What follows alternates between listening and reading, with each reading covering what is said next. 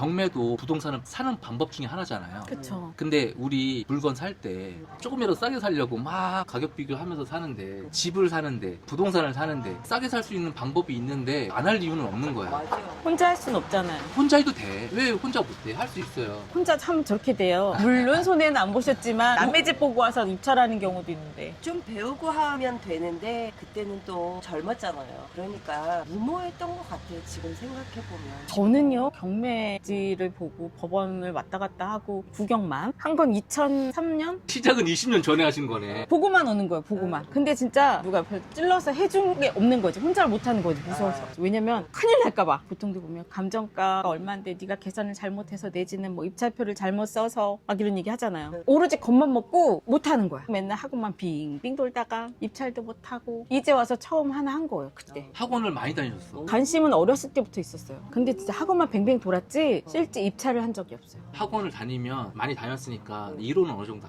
아는데 입찰도 못 해봤고 낙찰도 당연히 못 받아봤겠지. 그러니까 다른 학원 또 가면 그 전에 학원 가서 배웠던 걸 또 듣는 거야. 하는 일도 또 약간의 관련이 있고 해서 이론은 빠삭하지만 예를 들어 그 물건을 내가 보고 있어. 이걸 얼마를 받으면 되겠다도 알지만 법원에 가서 직접 쓸 줄을 몰라. 그랬어요, 제가. 나는 무모하게 배우지도 대박인 않고 거죠. 어디서 인터넷에서 찾아보고 그것도 무서운 거야. 잘못 쓸까봐. 얼마 전에도 얘기하셨잖아요. 5억짜리를 50억을 썼다. 그렇게 될까봐 혼자 또 죽어도 못 가는 거지. 얼마 전에도 보증금 금액을 또 잘못 쓴 거야. 맞아요. 입찰을 가게 되면 저한테 무조건 사진 찍어서 보내달라고 하거든요. 제가 봤더니 보증 금액을 잘못 쓴 거야. 최저가 10%잖아요. 최저가가 6천이면 600을 써야 돼. 근데 보증금을 700을 찾았어. 그럼 나는 그 700을 써야 되거든. 아, 그래. 근데 600을 썼나 보다. 근데 찾은 돈을 쓴 게 아니라 거기 나와 있는 10%를 그냥 쓴 거야. 그러니까 그게 막 무서운 거예요. 자기가 낸 돈보다 덜 쓰는 게 어딨어.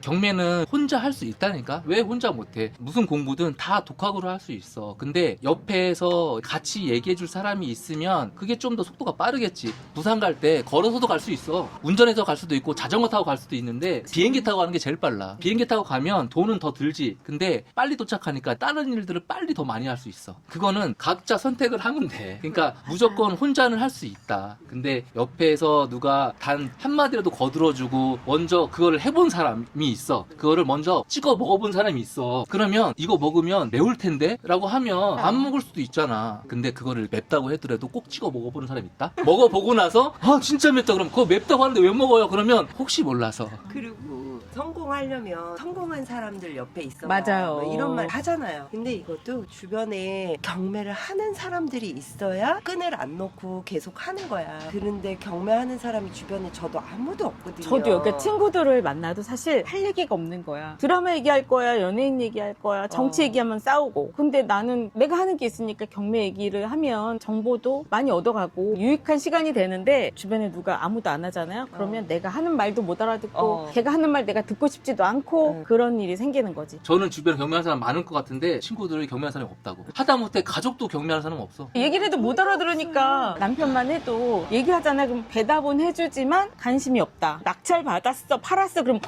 그래 이러지만 여기 가는데 어떨까? 여기 어때 보여? 내지는 너 같으면 얼마 쓸 거야? 이렇게 물어보죠. 지금은 이제 하나 팔아서 돈을 번 거를 남편분이 봤잖아. 어쨌거나 그렇게 얘기해도 큰 관심이 없더라. 왜냐하면 내가 말해도 도움이 되는 사람이 아니잖아. 재미도 없고. 서울 빌라 한다고 했을 때 빌라가 팔린다고? 이러면서 빌라 안 팔려 막 이러는 거야. 안 팔리는 물건은 없어. 안 팔리는 가격만 있을 뿐이야. 그 그렇지, 얘기를 맞네. 어. 명언이야. 안 네. 팔리는 가격이 있을 뿐이지. 맞네요. 그런데 그걸 했잖아. 몇 개월 만에 팔렸잖아요. 그 대신 세금으로 다 내가지고 남은 게 없지만 77%가 세금이야. 그때 규제가 들어왔잖아. 서울의 전 지역이 규제가 서울이어서. 들어오면 주택이 있으시단 말이야. 그러니까 매매 사업자를 팔더라도 비교과세를 당하기 때문에 77%를 낼 수밖에 없었어. 이거는 우리가 어떻게 할 수 있는 게 아니야. 그냥 갑자기 바뀌어버렸는데 뭐. 근데 어쨌든 손해는 안 받고 이거를 그냥 새로 놓고 쭉 가져갈까 아니면은 팔까 이제 이거를 우리가 얘기를 했었는데 의견이 모아진 거는 팔자. 왜냐면 지금 주택수도 그렇고 그때 계획이 지금 사는 집을 팔고 더 좋은 입지로 계획을 갖고 있었기 때문에 안 팔고 전세를 주면 얘가 또 발목을 잡을 수 있어. 어쩔 수 없이 울며 겨자 먹기로 77%를 세금 내도 그냥 남긴 팔았어. 남았잖아. 부동산에서 그때 막 붙었거든요, 경쟁이. 근데 이게 500을 더 받고 800을 더 받고 이게 다 싫은 거야. 77% 내잖아 어차피. 그러니까 아씨 그냥 산다고 하는 사람 있으면 그냥 하라는 이렇게 되는 거야. 500을 받아도 그만큼에 대한 세금을 어차피 더 내니까 100만 원 더 받나 800만 원에서 150만 원 더 받나 상관이 없어. 큰 경험하셨다 진짜. 빌라를 그래도 이제 2번 해본 거네. 근데 잘못 받은 게 더 많이 남았어? 8천 얼마에 받았는데 아. 1억 1,800인지 2천인지만 하여튼 얼마에 팔았어요. 잘하셨네. 경매도 하다 보면 운빨도 있어야 된다니까. 낙찰 받는 것도 그렇고 이거 많이 들어올 것 같은데 별로 안 들어왔어 이런 것도 분명히 있잖아요. 네. 그리고 별로 안 들어올 것 같은데 왜 이렇게 많이 들어왔어 이런 것도 있을 그러니까. 거고. 이번에 봐봐 강동구 빌라도 잘 받아가지고 지금 팔았으면은 더 받았을 거야. 근데 규제가 그렇게 들어올 줄 알았어? 네. 돌이켜서 보면 두 분이 경매를 시작한 지는 오래됐어요. 시작을 하기 전에 나한테 제일 필요했던 게 어떤 게 있을까요? 나는 용기. 이론상으로는 아는데 돈을 찾아가지고 가서 봉투에다 넣고 이런 행동이 초보자의 입장에서는 실행하기가 쉽지가 않아요. 맞아요. 저희처럼 주부고 나이도 많고 이런 사람들은 돈을 막 넣어가지고 거기 서류함에 넣는다 이게 엄청 떨려요. 처음에 저도 진짜 바들바들 떨었던 것 같아요. 저는 같이 가주셔서 했거든요. 아. 그랬기 때문에 했지 혼자 만약에 가라 했으면 안 갔어 또 그날. 썼는데 이게 맞는 건지 틀리는 건지도 모르고. 그러니까 이런 공부는 얼마든지 누구나 50대, 60대도 다 할 수 있는데 그거를 혼자서 실행하는 용기 이게 차이가 나는 거예요. 맞아. 누군가 있어야 돼 꼭. 한두 번만 하면 그 다음부터는 할 수 있잖아요. 그쵸. 한두 번이 어려워서 그렇지. 어. 저 보세요. 십몇 년을 하면서 법원에 가서 입찰을 한 번도 못했다는 게 이게 무슨 경우인지. 이론이나 이런 것들은 크게 사실 내가 봐도 배울 수 있는 건 많아. 책도 있고 유튜브 영상도 있고 온라인 강의든 학원이든 많기 때문에 경매에서 권리 분석 어렵게 생각하면 한두 곳도 없지만 쉬운 것만 하면 돼. 결국에는 경험이나 용기나 뭐 이런 것들일 거니까. 왜냐면 나는 처음인데 맞아요. 네. 맞아요. 모든 게 처음인데 어. 저 앞에 어떤 길이 있을지 모르는데 맞아요. 내가 이쪽이 맞아 이쪽이 맞아 이쪽이 맞아 어. 모른단 말이에요. 근데 그래 이쪽이 맞을 거해서 오른쪽으로 갔는데 뺑뺑 돌아가서 한참을 내가 걸어서 왔는데 다시 제자리야. 근데 옆에 누가 그 길을 갔다 온 사람이 있어. 야 거기 안 돼 이쪽이야. 그러면 이쪽으로 가면 그 시간을 확 줄일 수 있단 말이죠. 맞아요. 근데 내가 시간을 쭉 들여서 다시 왔는데 제자리면 다행이야. 뒤야. 내가 처음 제자리 섰을 때보다 뒤에 와 있어. 그러면 정말 큰일 나는 거지. 그러면은 두 분이 보시기에는 빌라가 맞을 것 같아요? 아파트가 맞는 것 같아요? 처음 시작하시는 분들한테는? 물건에 따라 다른 거 아니에요? 그러면은 그게 아파트냐 빌라냐 상품의 문제가 아니라 처음 시작을 하더라도 어떤 물건이냐에 따라 다르다. 네. 아파트 빌라는 전혀 상관이 안 되지 않을까? 근데 보통은 처음 시작하시는 분들은 아파트를 좋아하잖아. 맞아요. 임장을 안 가도 되잖아요. 왜 안 가? 가야지. 무조건 가야 돼. 아니에요. 학원에서는 굳이 안 가도 됩니다. 네이버 치면 다 나옵니다. 부동산 전화하면 다 알려줍니다. 라고 합니다. 나는 이해가 안 가. 중고차를 사러 갈 때도 가서 차 타보고 시동 걸어보지 않아요? 굳이 안 가도 된다고 얘기한다니까. 가격이 딱 정해져 있잖아. 아파트의 그 가격이. 맞아요. 어차피 문 안 네. 열어주니까 안 가셔도 돼요. 근데 그 시세는 그렇게 알 수 있다고 하더라도 아까 와서 그 얘기도 했잖아요. 사진이나 보는 거하고 왔더니 다르다. 그리고 경매 같은 경우는 일반 매매가 아니라 리스크가 있는 게 점유자도 확인을 해봐야 되고 일반 매매로 사면 누수가 있으면 해결이 돼. 근데 경매로 샀을 때 누수나 다른 것도 있으면 해결을 내가 해야 된다고. 그러니까 현장 가서 다 봐야 되는데 아파트라고 금액이 이거다라고 확인해서 그렇게 입찰하기에는 나는 좀 납득이 안 가는 거지. 그러니까 관심 있으면 한 번씩은 다 갔다 오는 게 맞거든요. 보고 오면 다른데 학원에서 그랬다니까요. 아파트 굳이 가지 않아도 가능합니다라고 한다니까요. 안 가도 되는 물건도 사실 있긴 해. 예를 들어서 신축급이고 소유자가 살고 있거나 누가 살고 있으면 크게 가서 볼 건 없어. 그건 맞아. 만약에 누수가 있으면 거기 소유자가 살고 있으면 해결을 했겠지. 근데 그래도 갔다 와야 돼. 마음이 편하니까. 나도. 그러니까 보고 그게 와요. 중요한 거야. 안 가는 게 습관이 되잖아요. 네. 그러면 이제 안 가게 돼.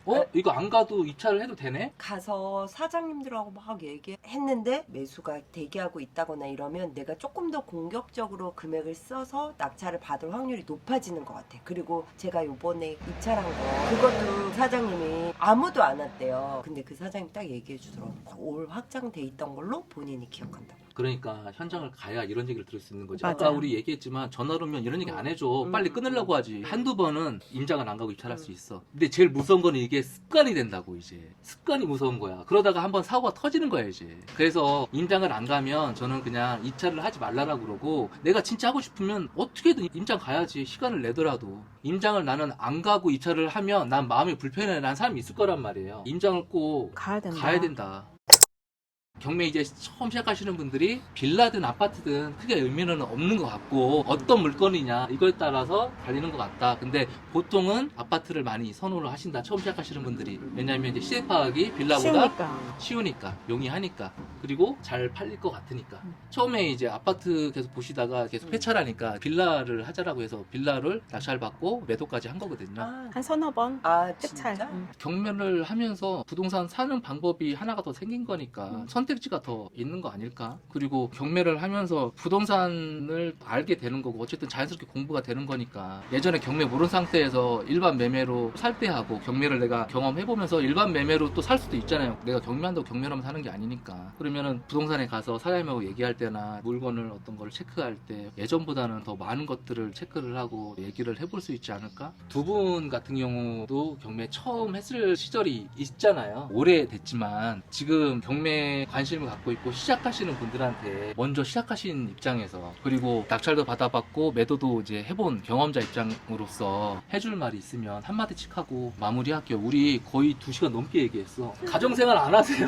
그래요? 네? 시간이? 우리 어차피 또 다음 주에 만나서 물건 뽑고 또 임장해야 돼. 처음에 시작하기가 그때가 제일 망설여지고 어렵고 이러는데 꾸준히 한 번, 두 번 이렇게 누가 옆에서 도와만 준다고 하면 충분히 수익 날 수 있고 괜찮은 거니까 도전해 보시라고 말씀드리고 싶은데 저는 처음은 꼭 누구의 도움을 받아라. 같이 할 사람을 찾아라. 옆에서 누군가 부추겨줄 사람, 안내해줄 사람을 꼭 찾아라. 라고 말을 하고 싶어요. 결국에는 두 분이 비슷한 것 같아. 혼자 할 수도 있지만 옆에 누가 말이라도 한마디 거들어준 사람이 있으면 실수 없이 그럼요. 리스크 없이 할 수 있지 맞아. 않나. 그럼요. 어쨌든 시작을 한 게 20년 전이고 두 분이 오래 되셨단 말이에요. 근데 꾸준히 못했고 실수는 하다 보면 당연히 있는 건데 실수를 해서 내가 시간을 버리는 건 그렇다 치더라도 돈을 잃어버리는 건 정말 치명적이잖아요. 우리가 돈 벌려고 하는 거지. 중요한 거는 리스크 없이 했으면 좋겠어요. 왜냐하면 각자 다 본업이 있으시니까. 폐차를 계속 지금 하고 있지만 충분히 잘 하고 계시다고 생각을 해요. 다음 주에도 또 입찰 있잖아요. 나 다음 주에 낙찰 받아서 임장 스터디 안 와야지. 다음 주에 꼭 받을 거야. 오늘 갔다 온 거는 입찰을 하실 건지 안 하실 건지 고민을 하셔야 돼요. 이거 오늘 온 거는 이거 하실 거예요, 입찰? 네네. 입찰가 한번 생각해 보시고 입찰하기 전에 저랑 다시 한번 얘기를 네. 하시죠. 임장 다니시느라고 날도 더운데 고생하셨고 막국수 너무 맛있었어요. 커피도 잘 마셨고 고생하셨어요. 네, 고생하셨습니다. 네.